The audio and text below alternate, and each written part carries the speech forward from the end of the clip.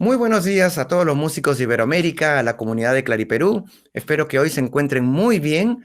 Mi nombre es Marco Antonio Massini y estoy feliz de poder estar aquí con ustedes para compartir el tercer conversatorio que está inspirado en el catálogo latinoamericano de música para clarinete Luis Rossi, que es un espacio gratuito que busca recopilar, promover y difundir la música latinoamericana escrita para clarinete.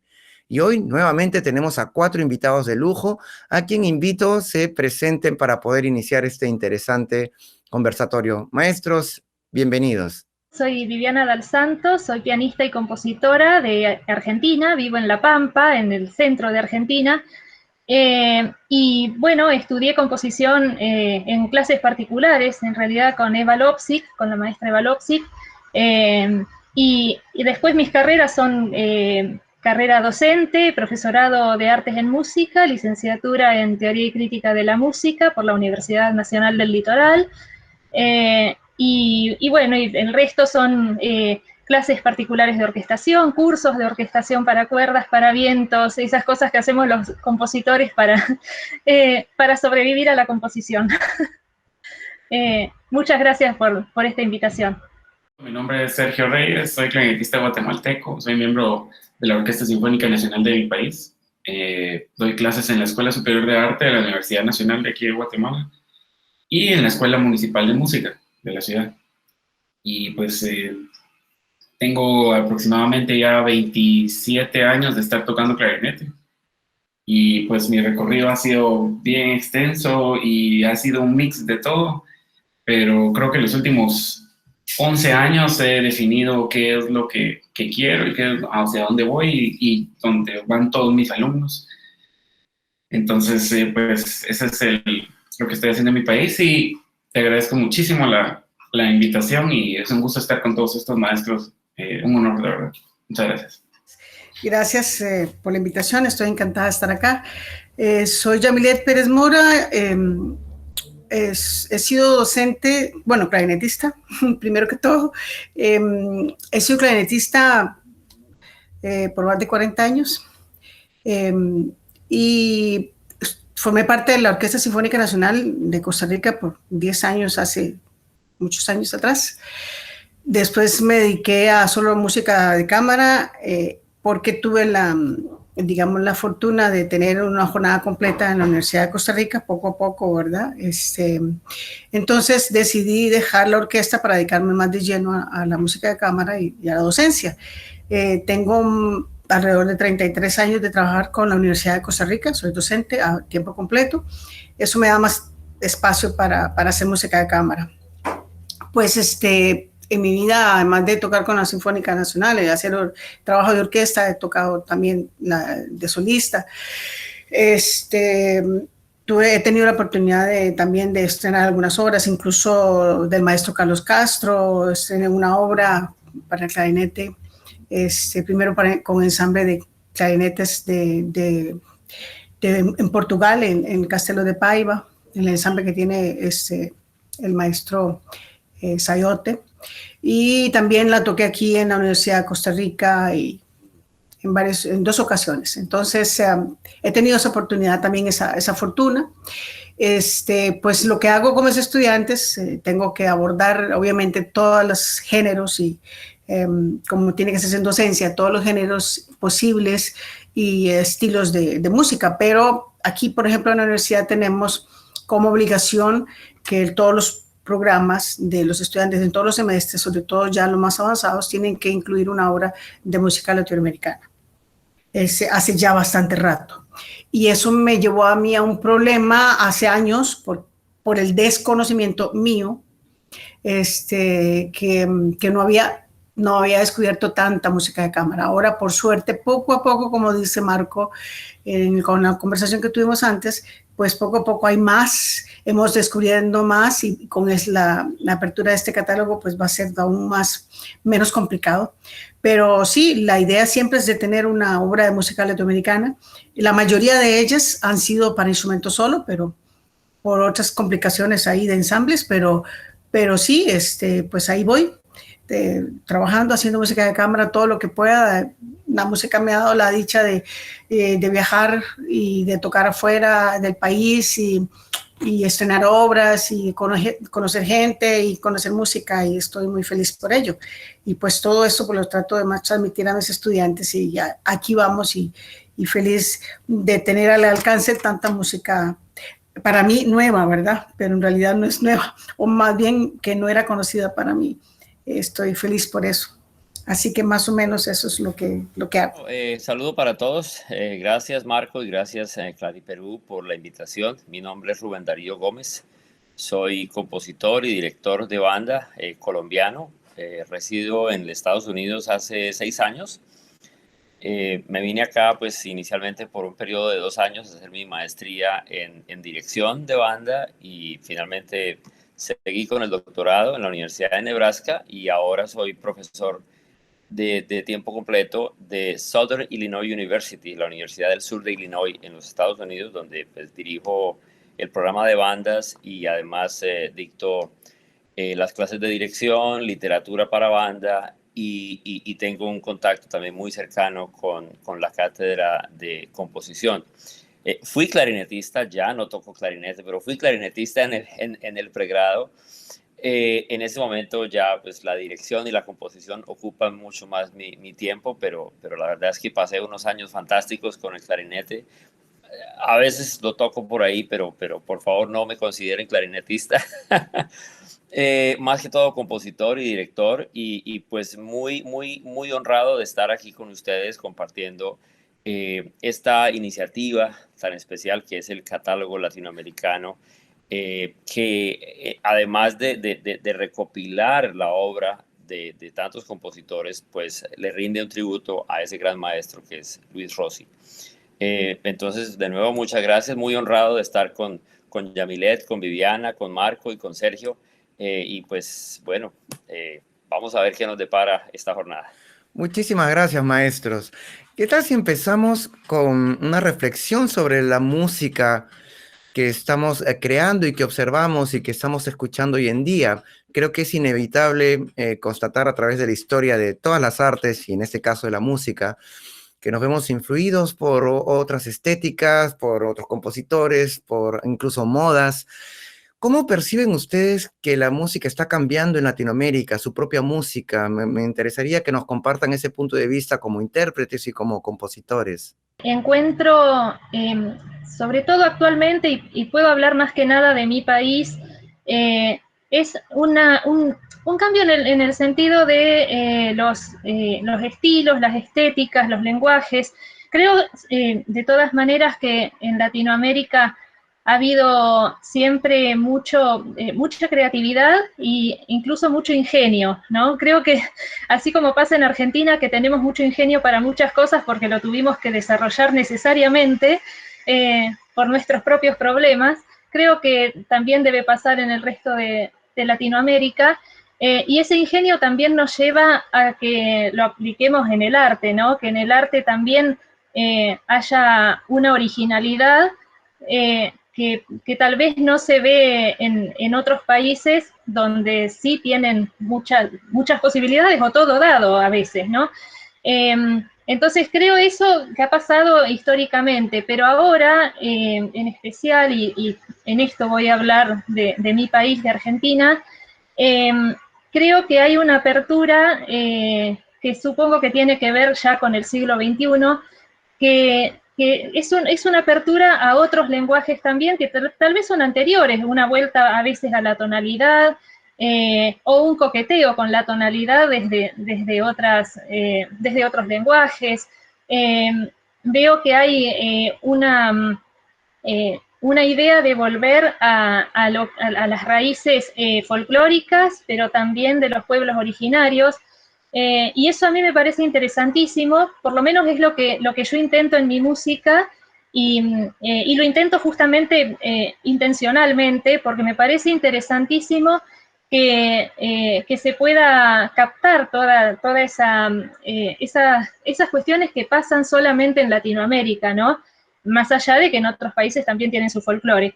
pero creo que las cuestiones que pasan musicalmente en las músicas de los pueblos originarios y en nuestros folclores no han sido explotadas o no han sido desarrolladas tanto como se merecerían, y lo que yo busco por lo menos, y me parece que hay muchos compositores buscando eso, es rescatar esa originalidad del continente y al menos fusionarlo con otros lenguajes, que eso también estaría muy bien, porque no tenemos por qué hacer música de pueblos originarios por ahí cuando ya estamos nosotros mismos fusionados, ¿no? Así que creo que por ahí pasa un poco la actualidad. Viviana tiene mucha razón con que los compositores están regresando a los sonidos folclóricos.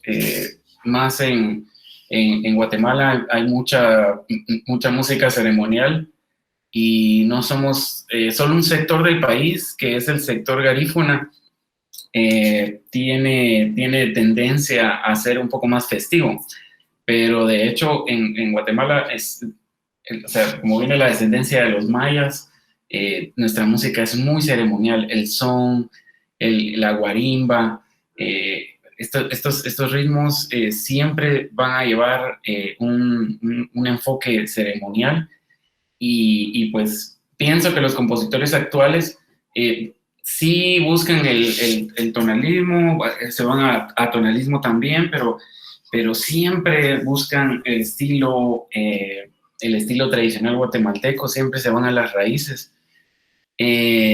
También estoy observando mucho durante los últimos años que los compositores van más al tema de denuncia contra las corrupciones que están pasando en nuestros países y más en países como Guatemala, que ha sido bien golpeado con el tema de la corrupción.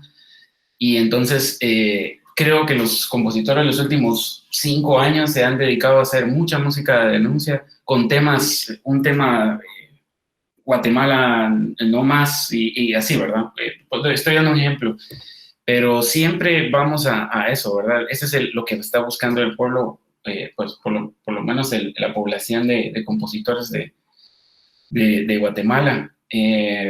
También pienso que a nivel latinoamericano, tengo mucho contacto con algunos amigos que he conocido en Argentina, en Colombia, en México, en Costa Rica, en Panamá, y siempre los compositores están buscando la manera de explotar los ritmos siempre tradicionales de su país. Y pienso que eso está re bien, eso está muy bien, esa es nuestra expresión, esa es nuestra identidad y eso es lo que tenemos que hacer. Y de mi lado como intérprete, siempre trato de buscar el hecho de tener una voz, de tener una manera auténtica de tocar y no me gusta mucho buscar una grabación, ¿verdad? Tal vez sí es que quisiera saber cómo lo toca tal clarinetista sueco, tal vez sí me gustaría escucharlo, pero no me gusta mucho buscar una versión y tratar de igualar la versión. Hace más de 10 años yo lo hacía, pero ahora trato y enseño a mis alumnos a tratar de buscar su manera de interpretar y de buscar cuál es el motivo por el cual estás estudiando música, por el cual estás estudiando clarinetes, y el clarinete es el instrumento para poder hacer música. Entonces me voy más a esta edad me voy más por la identidad, lo filosófico, lo emocional, no sé. Esa es mi opinión. Lo dicho por la maestra Viviana y por Sergio también me conecta un poco, ¿verdad? Con mi manera de pensar, ser y de crear. Sí, hay que ver que todo esto, la creación latinoamericana, pues como todo lo demás, está relacionado con toda nuestra historia como toda región gigantesca del mundo que tiene que ver con el colonialismo, ¿verdad? Entonces, claro, la música, como toda expresión artística, siempre es el reflejo de su cultura, ¿verdad? Ya sea a nivel macro o a nivel personal, micro de cada persona. Pero lo que hacían hace 50 años, 60 años, 80 años en cada país, claro que se escucha mucho, se escuchaba y se escribía música para salón, ¿verdad? Valses, foxtrot y géneros así que eran una imitación de los géneros europeos, porque eso era lo que predominaba en nuestros países. Yo pienso que poco a poco, a medida que la globalización es cada vez, y ya es imparable, es un fenómeno que se inicia, que está muy relacionado con la tecnología, que podríamos decir que se inicia como en los años 90. Entonces, es como que de repente nosotros, instrumentistas y compositores, cada vez tenemos una dimensión mucho más abierta del mundo, de las cosas, pero a la vez estamos como necesitados de lo nuestro. Por eso creo yo que cada vez más, por suerte, hay más personas compositoras y compositores que realmente se interesan por, de vez en cuando, por lo menos, rescatar algo de nuestros orígenes en cuanto a géneros, en cuanto a motivos rítmicos, en cuanto a giros melódicos, ¿verdad? Y creo que es importante que cada uno de esos compositores siga haciendo ese tipo de trabajo si es lo que les identifica. Y eso es lo que nos hace nosotros tan diversos, ¿verdad? Y pues así la música latinoamericana es cada vez más nutrida porque tenemos mucho más elementos y para nosotros es más natural, más orgánico lo latinoamericano, los ritmos que son fascinantes para los no latinoamericanos, por cierto. Entonces es muy interesante, me he encontrado obras en que aunque estén con estructuras formales tradicionales o no tradicionales, que sé yo, que sea, digamos que ya, por ejemplo, el dodecafonismo ya podría considerarse, tradicional en el término que no es contemporáneo, pero actualmente pienso que no hay barreras. Desde el punto de vista de la composición, para mí, lo fabuloso es que no hay límites. Yo me acuerdo cuando yo estudiaba, todavía en Costa Rica, en los principios de los años 80, decían los compositores, los estudiantes de composición, que había un énfasis todavía marcado del dodecafonismo, por ejemplo. Y jamás era intocable, o sea, no era bien visto que un compositor se dedicara a la música popular o que pusiera en su música giros o elementos compositivos cuya raíz era popular o autóctona. Contrario a lo que sí iba sucediendo en México, que era otra cosa, ¿verdad? México tiene un desarrollo, pues, por razones históricos sociales diferente. Pero sí, yo me acuerdo de eso y me siento muy feliz que, digamos, los compositores y compositoras hoy en día, no solo costarricenses, sino latinoamericanos, por lo que logro apreciar, tienen una sed, un apetito por lo nuestro. Es como, yo me lo imagino que es como cuando uno pasa muchos años bajo una dieta por razones circunstanciales, dieta basada en comida que uno no está acostumbrado, que si yo, hamburguesas y cosas así, comidas rápidas, y de repente regresa a su tierra, ¿verdad? A sus raíces por alguna razón y de repente está comiendo los manjares que alguna vez probó. Entonces es algo así como eso, ¿no? Porque en alguna medida nosotros, latinoamericanos, aunque no hayamos tocado profesionalmente desde el inicio de unas carreras o los compositores y compositoras hayan compuesto en sus estilos rescatando lo nuestro o digamos viéndose forzado porque la academia los forzaba a que tenían que aprender esos estilos y solamente hacer esos estilos y comunidades internacionales de composición que hacían cierta presión, por lo menos indirecta. Conozco varios casos de que, no, eso no, hay que evolucionar. Y evolucionar es hacer las cosas más abstractas exclusivamente. Y pues yo me alegro que exista un aumento de ese apetito por estas cosas que nutren definitivamente nutren la música latinoamericana y es parte de lo que es nuestro, es lo que nos identifica. Y fuera de Latinoamérica es pues lo más llamativo que hay, ¿verdad? Para los latinoamericanos suele ser bastante complejo tocar nuestra música, requiere otro tipo de trabajo, pero además están fascinados con esa idea. Entonces, sí, en mi país fue así, pero poco a poco ha ido cambiando gracias a la globalización, a la tecnología, a que está bien ser diferentes, ¿verdad? Como seres colonizados de hace, ¿verdad? De la época que era. En realidad, se nos enseñó a eso, a que lo válido era lo europeo, no lo nuestro. Poco a poco hemos ido descubriendo que no es así, que todo es válido, que todo es importante y que hay que rescatarlo y que hay que disfrutarlo, sobre todo, disfrutarlo, así como disfrutamos de nuestra comida deliciosa, y no nos acostumbramos solamente a un solo tipo de comida, también disfrutamos de la música, porque la música es sensorial, ¿verdad? Es un elemento muy sensorial y pues es parte de la cultura latinoamericana y yo celebro que eso poco a poco esté cambiando y, insisto, con la creación de esta plataforma, de esta organización del catálogo, pues va en aumento.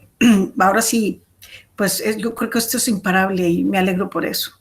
Creo que los aportes son muy valiosos. Yo quisiera referirme un poquito a lo que comenta Yamilet sobre el tema del apetito que tenemos de la música latinoamericana y como ese veto que tenían los conservatorios hace años de no tocar lo autóctono y no tocar los ritmos latinoamericanos.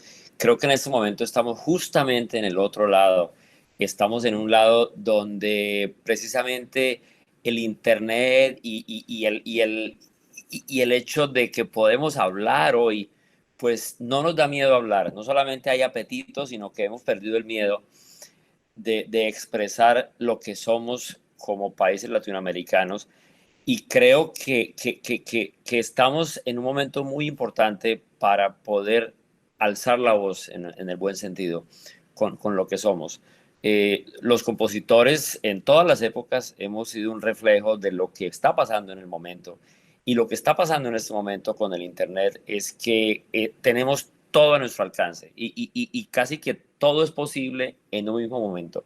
Entonces, lo que decía Viviana con respecto al tema de los lenguajes y las estéticas, es que en este momento una obra no tiene solamente un determinado elemento. Podemos coquetear con la tonalidad, podemos salirnos de ella, podemos coquetear con lo tradicional, pero también podemos salirnos de esto un poco y no hay ningún problema. Y Sergio comentaba este tema de cómo expresar y cómo sentar nuestra voz de protesta frente a las cosas que están pasando, y la música nos está permitiendo alzar la voz y decir, con esta pieza yo quiero decir, basta de esto, basta de lo otro, o sencillamente plantear una voz de esperanza frente a ciertas cosas.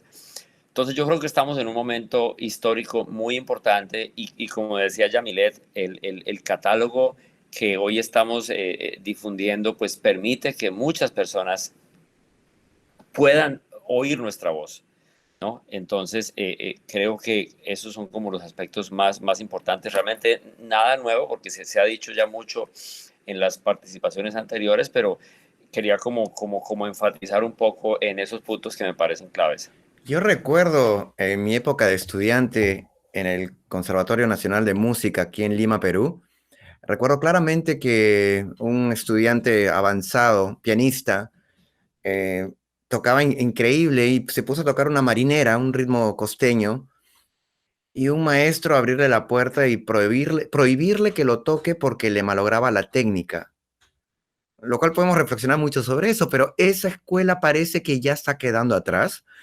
Y bueno, la tecnología también nos ha ayudado mucho a conocernos, a descubrir nueva música, y consideramos que justamente una de los primeros pasos para poder conocernos es descubrir la música que se está creando en nuestro continente, y una de ellas es a través de las partituras. Porque si alguien ha grabado, como Sergio Yamilet, alguna obra, es porque anteriormente alguien ha escrito. Y ese es uno de las grandes rasgos que nos inspiró a crear este catálogo. Y me gustaría preguntarles, maestros, ¿cuál creen que sea, desde su punto de vista, la importancia de esta plataforma y qué adivinan que va a ser el impacto en el futuro? Bueno, para los compositores, para mí como compositor en lo personal, yo creo que es una herramienta fundamental de difusión de mi obra. Creo que para cualquier compositor debe ser así. Y me imagino que para los intérpretes, y lo imagino porque soy también intérprete de piano, pero no de clarinete, pero soy intérprete, imagino que es una herramienta, pero además un sitio, un lugar, ¿no? Fundamental para poder ir a buscar obras. Es como una biblioteca que va a volverse gigante, gigante, ordenada, al alcance de todo el mundo, al alcance de la mano, sin siquiera moverse de la casa, y donde uno va a poder, como el intérprete va a poder conseguir obras que normalmente no se consiguen, porque no todos los compositores tenemos la posibilidad de editar las obras, de que haya un editor y una editorial que esté interesada en publicar nuestra partitura. Por lo tanto, muchas veces, si no es a través del compositor mismo, el intérprete no puede acercarse a la obra. Así que yo creo que esa importancia es fundamental. Y por otro lado, creo también, como decíamos hoy en nuestra charla anterior, que es un lugar fundamental para el encuentro entre intérpretes y compositores, que para mí no es una cosa menor. Yo muchas veces veo que los músicos que generosamente interpretan mis obras están muy ansiosos por encontrarse conmigo para que yo les diga qué pensé, cómo la pensé, qué imaginé, en qué me inspiré, y con eso entender un poquito mejor qué es lo que está escrito en la partitura, porque todos sabemos que la escritura musical es un invento genial, pero no completo, ¿no? Por lo menos para expresar algunas cosas que pasan interiormente al compositor. Entonces me parece que además es un lugar fundamental para el encuentro entre músicos, entre los intérpretes y los creadores, y también me parece que es una buena excusa, creo, para que los compositores también nos podamos contactar con los intérpretes, que en realidad es muy necesario, creo, para nosotros, no solo desde lo técnico, ¿no? Cuando tenemos que consultar si es posible en un instrumento realizar lo que nosotros queremos escuchar en nuestra obra, pero no solo desde ese lugar, sino también desde qué pretendería el intérprete. Porque si no, uno está solito en su casa componiendo, pensando en un intérprete imaginario e ideal, y que tal vez no existe, tal vez ese intérprete o ninguno de los intérpretes quisiera tocar eso que nosotros estamos imaginando que todo el mundo querría tocar. Así que me parece que es fundamental, creo que va a crecer muchísimo y que va a convertirse, como dije hoy, en una biblioteca gigante y como es una biblioteca presencial, digamos, una biblioteca real, un lugar que es además de encuentro, ¿no? No sé qué opinarán mis colegas. A mí me parece una herramienta genial. Y lo que dice Viviana, el encuentro de músicos, para mí es fundamental. Yo este espacio Marco, desde el principio que tú subías tus partituras de Stamitz y todo eso, o sea, mis alumnos era ahí bajar la música. Imagínate ahora con esta plataforma llena de música nueva, la verdad que pedagógicamente es una maravilla.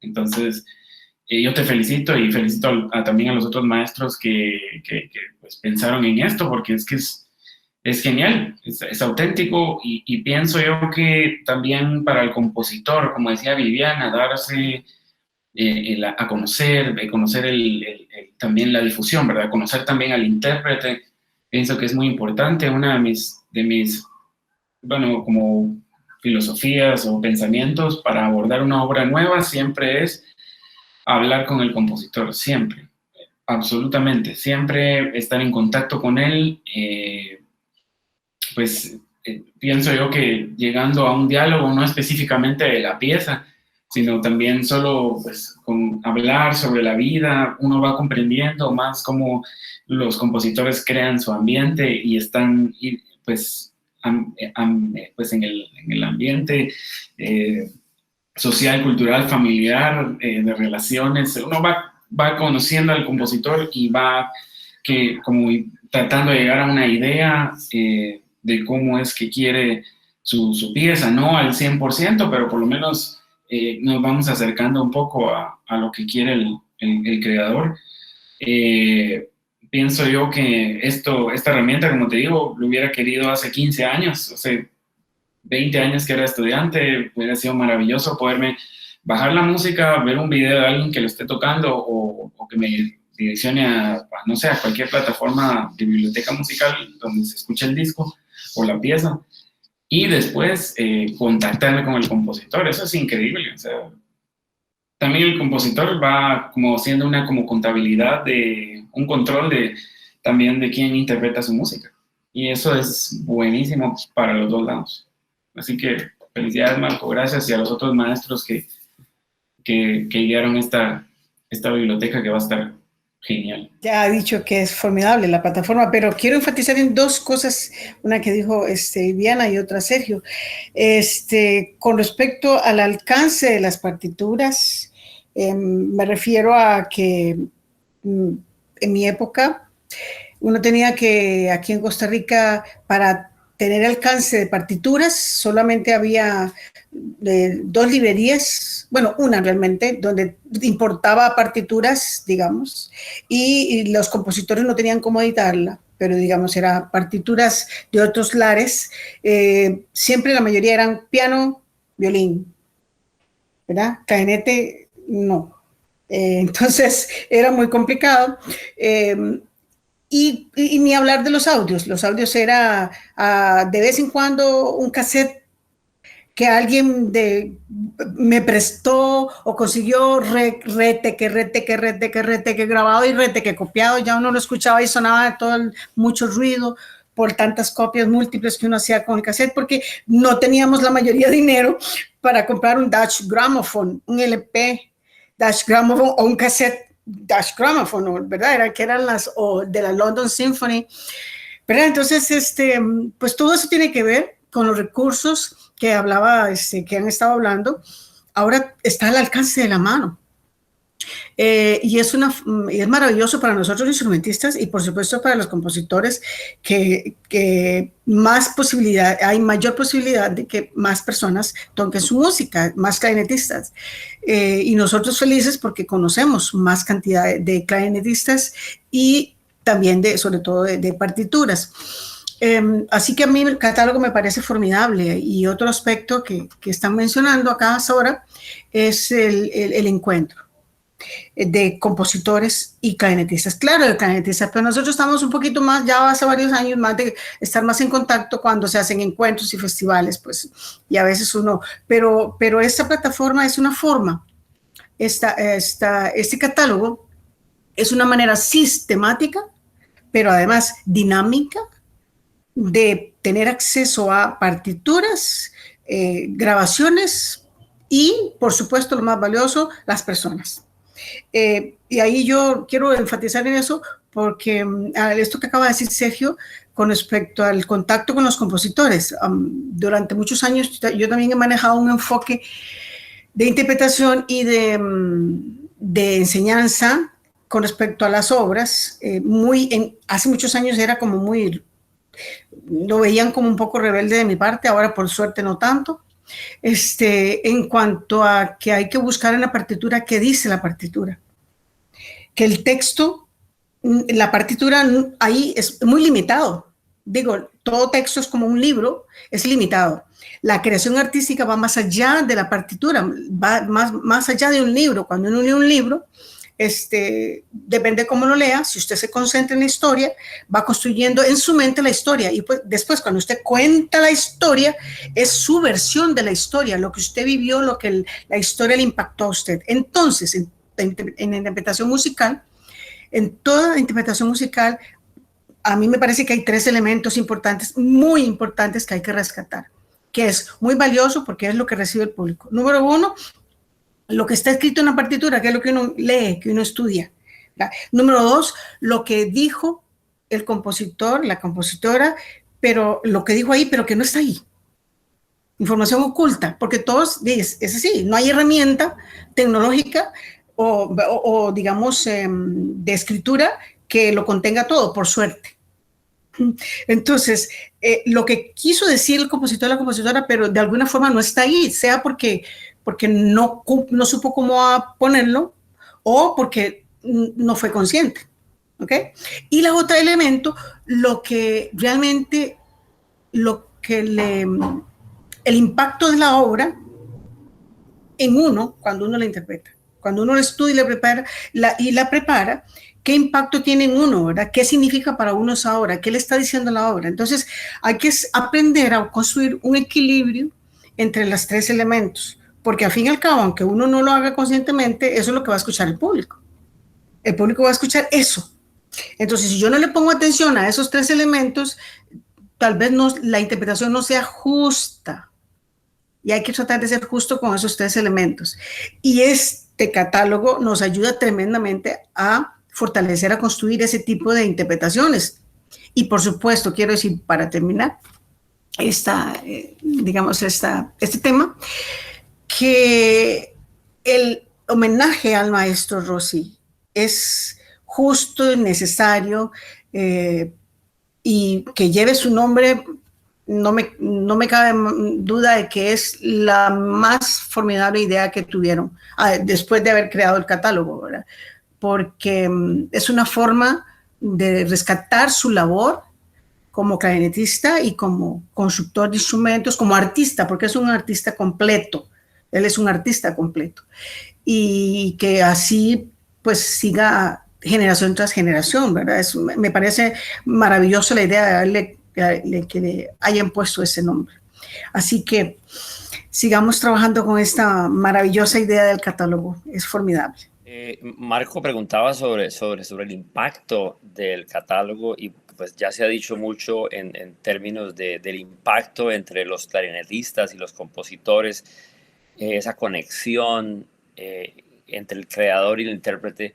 Pero hay otro detalle que yo creo que también va a ser de impacto grande y es el impacto que va a tener en los otros instrumentos, porque sin duda que este catálogo debería inspirar a instituciones similares a Clariperú a formar catálogos similares para todos los instrumentos. Viviana comentaba de un catálogo similar para saxofón, el cual confieso que no conozco, y seguramente existirán algunas otras iniciativas, pero qué bueno sería que pudiéramos tener el catálogo de piano, el catálogo de flauta, de percusión latinoamericano, donde como lo dije hace un momento, podamos expresar nuestra voz. Creo que no hay un catálogo, por lo menos tan fuerte como el que está para clarinete, en otros instrumentos, y yo creo que ese puede ser un impacto muy importante. Si tenemos iniciativas similares como esta en todos los instrumentos, imaginémonos, eso sí que sería una explosión de música y una explosión de compositores impresionante. Entonces creo que ese es un impacto que se va a dar probablemente en corto plazo. Y el otro impacto que creo que podemos tener con esta plataforma es sencillamente más música. Muchos de nosotros cuando componemos o cuando queremos empezar una composición, a veces la obra ya tiene una comisión, ya tiene un potencial estreno, pero a veces no. Entonces, pensar en que la obra va a tener una casa, una sede donde va a reposar y donde va a estar al alcance de mucha gente, pues eso sin duda que inspira. Entonces, saber que la obra va a estar visible, creo que es importante y creo que eso va a inspirar la creación, la composición de muchas más piezas para el instrumento. Pues definitivamente sería un gran halago para nosotros como comisión, como Clariperú, que podamos inspirar a otras instituciones, a otros músicos inquietos, a que empiecen este catálogo, porque en realidad esto empieza ahora y como hablábamos detrás de cámara, nunca va a parar, siempre va a haber música nueva. Y la unión creo que es algo que hemos todos comentado y estresado, especialmente. Y eso es algo que nos sentimos también orgullosos, porque la idea del catálogo nació de Guillermo Marín, el inquieto, y ya estaba con este bichito de hace bastante tiempo. Lo invitamos a Carlos Cabrera y los tres nos pusimos a trabajar, a hacer la plataforma, pero al final nosotros estamos provocando que toda una comunidad de intérpretes y compositores construyan este catálogo porque es para todos. Eso no le pertenece a Marco Massini o a Carlos, a Guillermo, es realmente de todos y nos va a trascender, espero que esto siga por muchísimos, muchísimos años. Y eso me inspira muchísimo personalmente y públicamente deseo agradecerle a Guillermo Marín y a Carlos Cabrera porque detrás de esto, y ustedes seguramente, no solamente mis invitados, sino las personas que nos están escuchando, se darán cuenta que hay mucho trabajo detrás de esta plataforma, porque no es solamente poner la composición de Viviana o de Rubén, sino es también ponerlo de que, es para clarinete solo, entonces ponerlo en la categoría de clarinete solo, o en la categoría de dos clarinetes y piano, o combinación, o solamente instrumentos para, o como clarinete, o como clarinete bajo, como clarinete contrabajo, pero es muy interesante, estamos muy inspirados. Y para despedirnos, me gustaría primero soltarles una palabra y que brevemente durante su respuesta la pudieran responder o de qué les provoca, que es identidad. Y con identidad me gustaría, deseo preguntarles, ¿cómo hacemos para difundir nuestra música tan fuerte, tan rica en tradición aquí en Latinoamérica? Y con esto nos despedimos. Identidad. ¿Y qué hacemos nosotros como comunidad de músicos en el siglo XXI para poder aportar a la difusión de la música que se está creando en nuestro continente? Bueno, habías dicho que nos ibas a sorprender y sí, nos sorprendiste. Y yo creo que así como nuestra identidad está en proceso, está en construcción permanente, nuestra identidad individual como personas, ¿no? Yo creo que la identidad de la que tanto hemos hablado hoy de la música latinoamericana también está en proceso, por eso también yo hablaba hoy de fusiones y los maestros también hablaron un poco de ese tipo de cosas, que se van buscando distintos lenguajes para expresar, para recuperar algo antiguo, y eso tiene que ver también con nuestra identidad, ¿no? Porque ya no somos los pobladores antiguos y sin embargo los recuperamos. Entonces, los recuperamos desde nuestra posición actual. Esa es nuestra identidad también. Yo creo que está en permanente construcción y creo que esa identidad también va a tener mucho que ver con este catálogo. Creo que la iniciativa brillante, excelente del catálogo también es parte de esa identidad, justamente por todo lo que hemos hablado hoy acerca de que de la difusión de la música latinoamericana, de este encuentro entre músicos, y bueno, y con respecto a justamente la difusión, creo que es muy importante todo lo que es virtual, que creo que mucha gente lo había descubierto antes, pero bueno, durante el encierro tuvo mucho más auge por razones obvias. Y bueno, creo que así como la virtualidad ha venido a suplantar un poco la falta de presencialidad, la falta de poder tocar en público, de poder estrenar obras, yo creo que también se va a quedar un poco, ¿no? Creo que el público no se puede reemplazar fácilmente, el encuentro con el público, digo, el encuentro presencial, ¿no? Pero creo que de todas maneras la virtualidad va a quedarse por mucho tiempo con nosotros y creo que hay que aprovecharla, así como la aprovechamos desde marzo de 2020, creo que hay que aprovecharla para la difusión, las redes, y también creo, estaba pensando mucho en esto anoche, que creo que hay que los compositores tenemos que poder contactarnos nosotros individualmente con los intérpretes también. Yo creo que muchas veces esperamos que venga el intérprete a pedirnos una obra, a solicitar que compongamos una obra para ellos, y en realidad a veces también sería bueno contactarnos con el intérprete y decirle, tengo pensado algo que me gustaría que sea para tu instrumento y que lo toques o que me ayudes. Creo que eso también sería algo muy bueno, más allá de, sí, que las cuestiones que todos sabemos que nos gustaría que los intérpretes toquen nuestras obras y que las incluyan en sus programas, ¿no? Pero creo que si los compositores nos acercamos también a los intérpretes y pedimos su ayuda y pedimos su interpretación también, el intérprete por supuesto no va a estar obligado, pero creo que es un acercamiento bastante importante.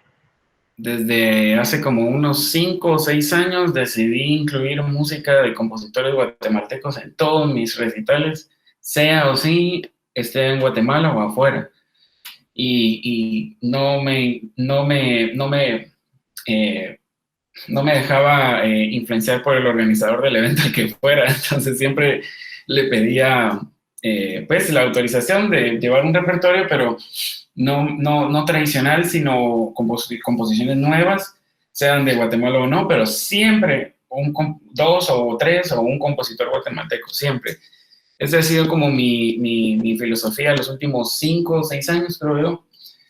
Comencé a hacer recitales en Costa Rica, en Honduras, en El Salvador, aquí en Guatemala, en diferentes lugares, en México, en Panamá, y en todos lados toco música de compositores guatemaltecos. Eso es, pienso yo, que la difusión necesaria para para, no sé, que la gente escuche la escritura actual, pues eso es lo que pienso yo. También mis alumnos, cuando se gradúan, exijo siempre que tengan una obra de compositor guatemalteco, pero no tradicional, no con marimba, las del marimba, sino ni sones, ni guarimbas, ni paso doble, ni todo lo que viene, ¿verdad? Sino les pido de un compositor vivo o pues que pues, o acaba de fallecer, pero que sea del siglo XX o XXI. Entonces, las graduaciones así son aquí, bachillerato o grado superior, tiene que tener una obra de compositor guatemalteco.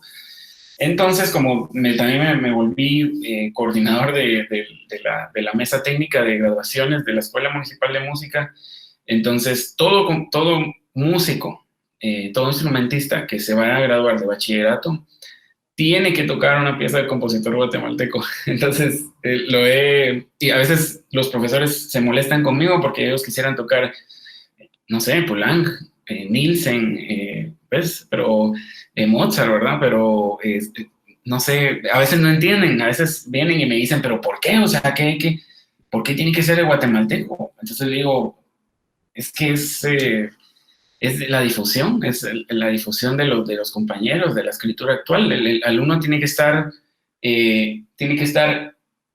anuente y atento a que la interpretación actual de la música actual tiene que hacerse, sí o sí. Entonces, eso ha sido un poco de molestia con algunos colegas, pero los jefes me aceptan mis propuestas, entonces pienso yo que ha sido bueno implementarlo. Creo que ahí vamos al camino de la identidad, Marco. Ahí vamos al camino de la identidad, de saber qué es lo que estamos haciendo con la música, con qué nos estamos reflejando, qué es lo que vamos a dar a conocer al público. No solo es para mí, sino es para un público que me llega a escuchar, mi familia que me llega a escuchar, mis amigos, mis colegas, gente que tiene ganas de escuchar una noche de clarinete o una hora, ver tocar ahí a tal X persona. Entonces, hay que dar y enseñar y difundir lo que nosotros nos tenemos que identificar, que es nuestra música. A eso es lo que voy, y esa es mi opinión con la difusión de la música latinoamericana. Con ese gran tema, de que lo resume en una sola palabra que nos acaba de dar Marco, yo diría que la identidad está relacionada con dos palabras claves, con dos conceptos claves. Uno es la diversidad y el otro es el respeto.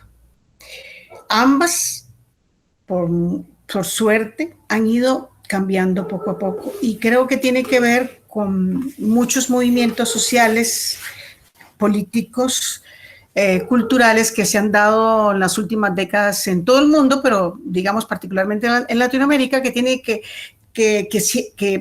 predomina un reclamo a la diversidad. Y diversidad en general, ¿verdad? Somos seres diversos, somos grupos diversos. Insisto, hace muchos años se obligaba a componer y a tocar solamente géneros específicos.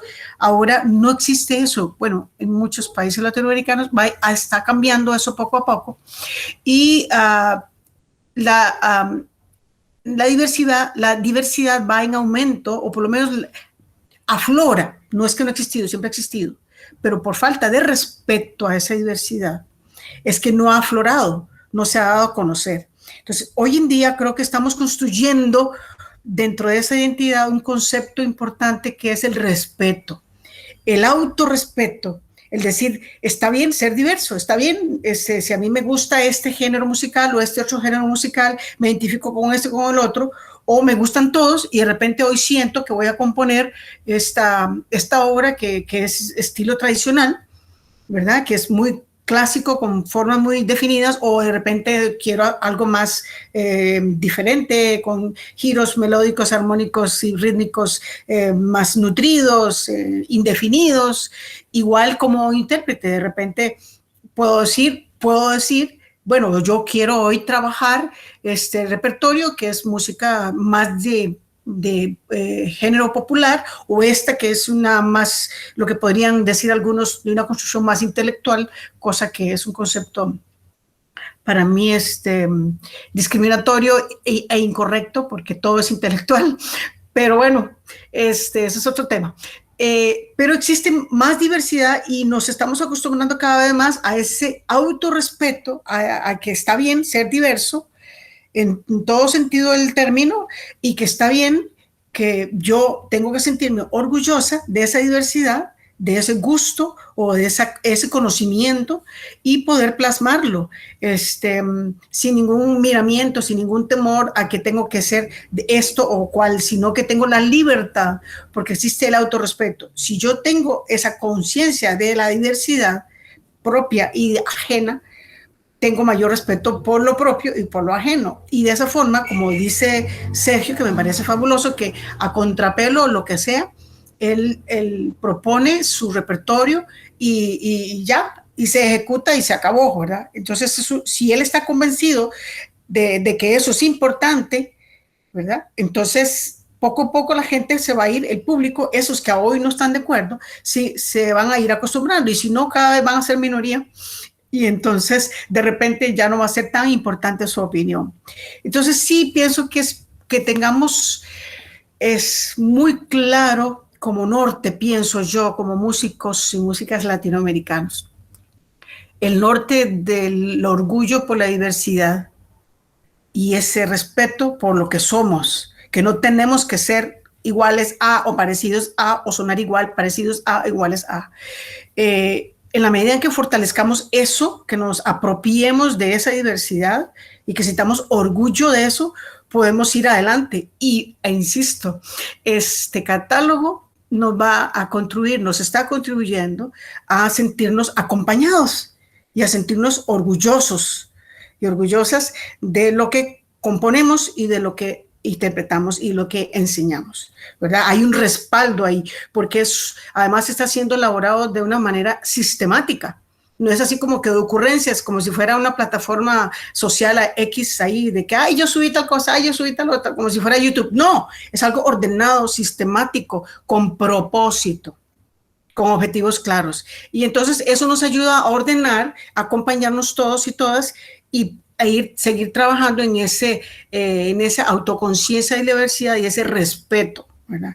Y para mí eso es como fundamental, es lo que le da fundamento, lo que le da sustento a esa gran palabra que dijiste, Marco, que es identidad. Bueno, yo quiero referirme al tema de la de la difusión que Marco preguntaba hace un momento, yo creo que hay un tema clave que debemos empezar a tratar pronto, y es el tema de romper las barreras geográficas.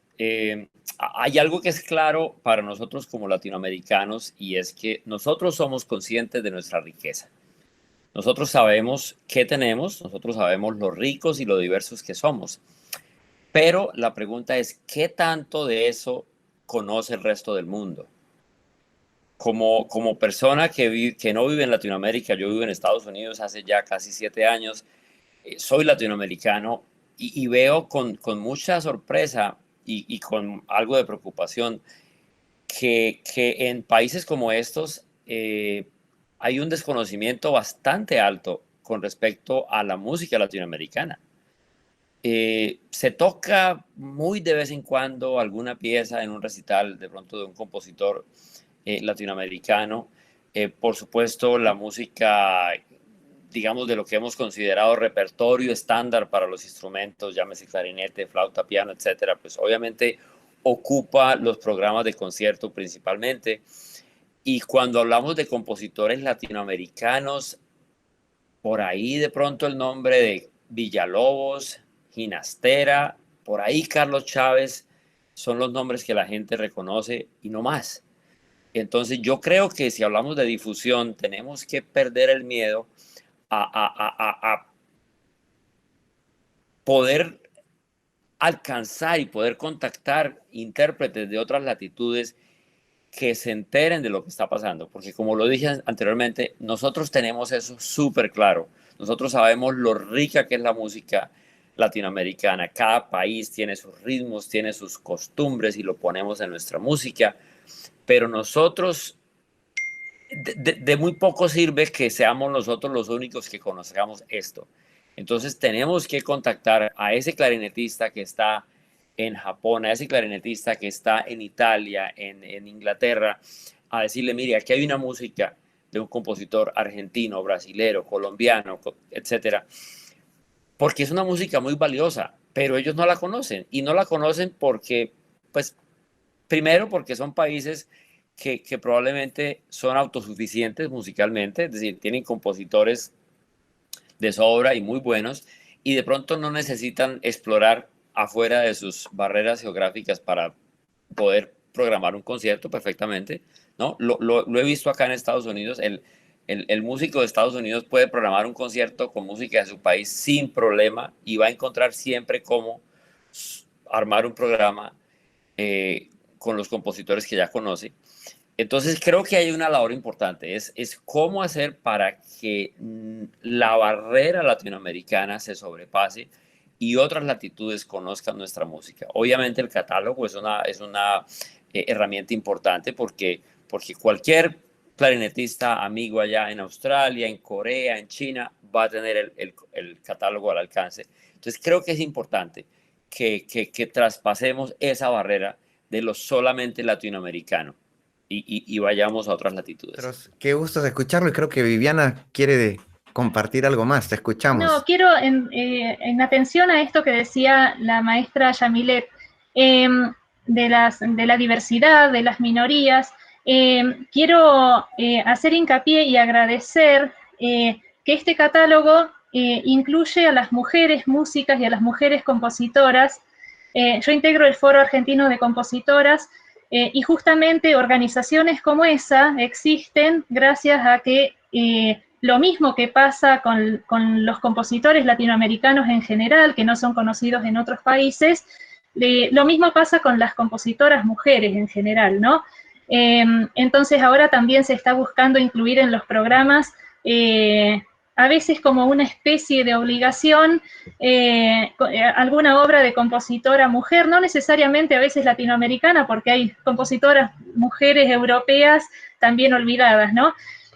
Pero por eso digo que agradezco al catálogo que incluye, sin discriminar y sin miramientos, las propuestas de las compositoras mujeres. Lo digo por mí, lo digo por otras compositoras que conozco, que también están en el catálogo, Y me parece que esa atención a las compositoras en el mismo nivel que a los compositores me parece que es un cambio rotundo en cuanto a lo que venía pasando. Así que eso lo agradezco muchísimo y lo valoro. Maestro, muchísimas gracias por compartir sus filosofías, sus agudas reflexiones. Estoy seguro que todas las personas que nos están escuchando van a salir inspiradas después de este gran conversatorio. Y solamente me queda a todas las personas que nos están viendo en este momento invitarlos a visitar el catálogo. El enlace lo van a encontrar en la descripción de este video.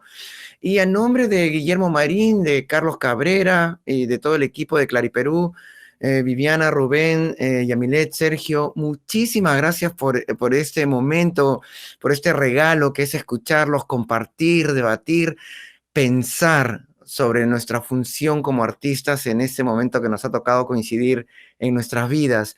Y a cada uno de ustedes, muchísimas gracias por estar con nosotros.